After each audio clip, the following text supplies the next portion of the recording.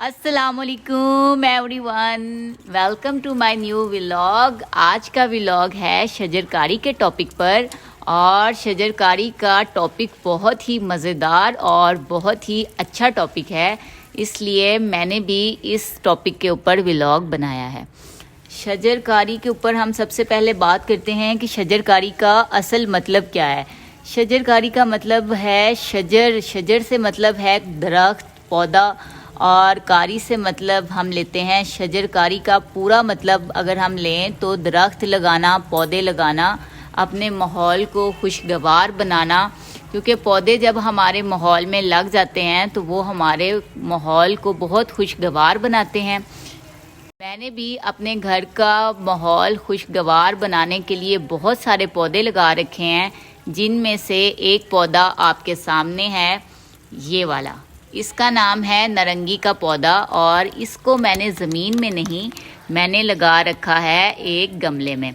इसको मैंने 3 साल पाला है और इसको 2 साल हो चुके हैं। ये 2 साल से मुसलसल फल दे रहा है।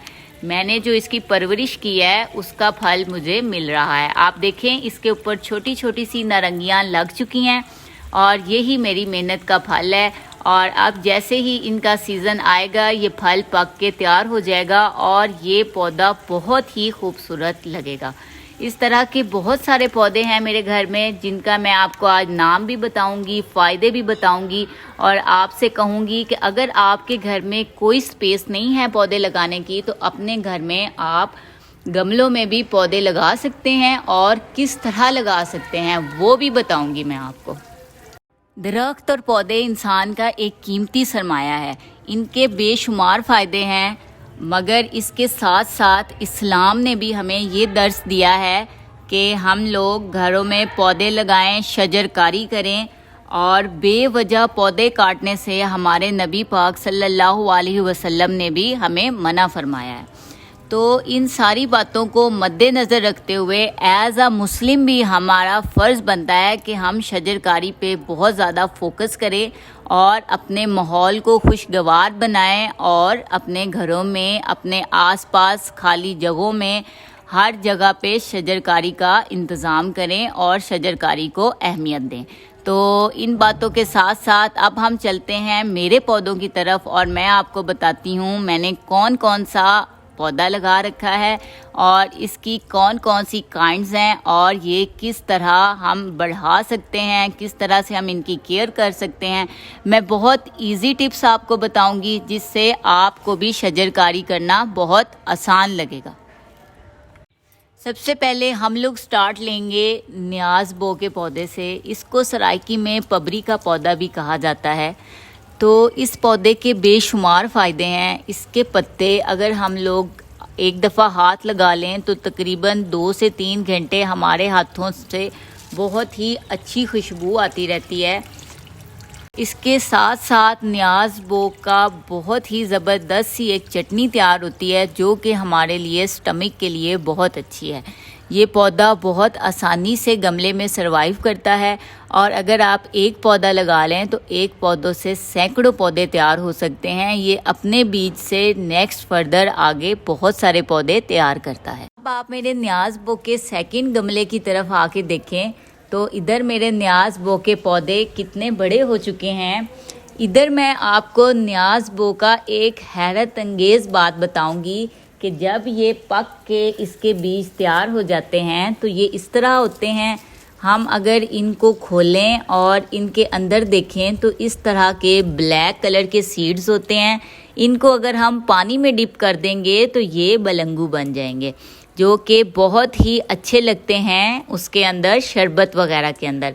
और इसके बहुत सारे फ़ायदे हैं। इसकी तासीर ठंडी होती है और गर्मियों में ये बहुत काम आते हैं।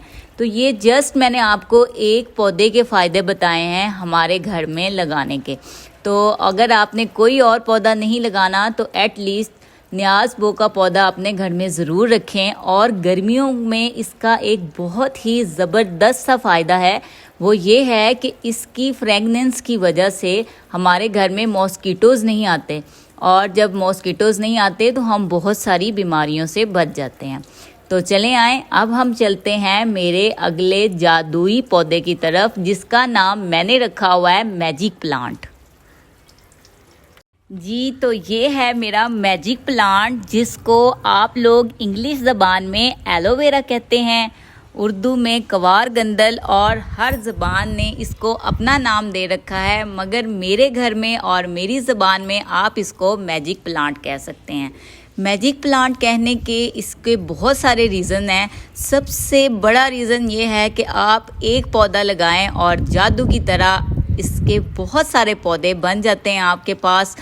ऐसे ही मैंने ये देखें एक प्लांट ऊपर ला के लगाया था और उसके इतने सारे बेबीज़ आ गए हैं। ये बेबीज़ एलोवेरा के बेबीज़ हैं, और आप देखें अब हम इसको अगर किसी और गमले में लगा देंगे तो ये फर्दर उससे भी ज़्यादा से ज़्यादा बढ़ते चले जाएंगे।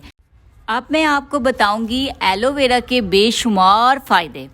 एलोवेरा हमारी स्किन के लिए इतना बेस्ट और इतना मैजिकल प्लांट है कि आपकी सोच होगी। इससे हम लोग विटामिन सी सीरम भी बना सकते हैं घर पर, और बाज़ार से बहुत बेहतरीन। इसके अलावा एलोवेरा अगर हम अपने बालों पे लगाते हैं तो इसके बेशुमार फ़ायदे हैं, और अगर मैं अब आपको यहाँ पे तरीके बताने लग जाऊँ तो हमारी वीडियो बहुत लंबी हो जाएगी। वो सब फ़ायदे, वो बहुत सारी इसकी बातें मैंने अपने चैनल पे दे रखी हैं। इसके अलावा यूट्यूब पे भी वो सब कुछ मेंशन है, अगर आप चाहें तो इसके बारे में सर्च कर सकते हैं। मेरा आप लोगों से कहना है, अगर आपने कोई भी पौधा अपने घर में नहीं रखा हुआ तो एटलीस्ट एलोवेरा का एक पौधा अपने घर में ला के ज़रूर लगाएं। इसके बहुत सारे फ़ायदे हैं। सबसे बड़ा फ़ायदा जो आजकल का मसला है, लोगों को घुटनों की बहुत ज़्यादा तकलीफ़ होती है, और अगर एलोवेरा सुबह निहार खाया जाए, इसकी जेल खाई जाए, तो ये हमारे घुटनों के तमाम मसले हल कर देता है।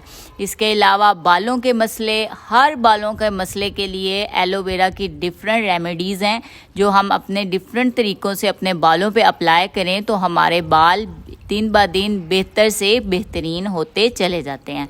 इसके अलावा एलोवेरा हमारी स्किन के लिए, एक्नीज़ के लिए, हमारी गोरी रंगत के लिए बहुत ज़्यादा फ़ायदेमंद है।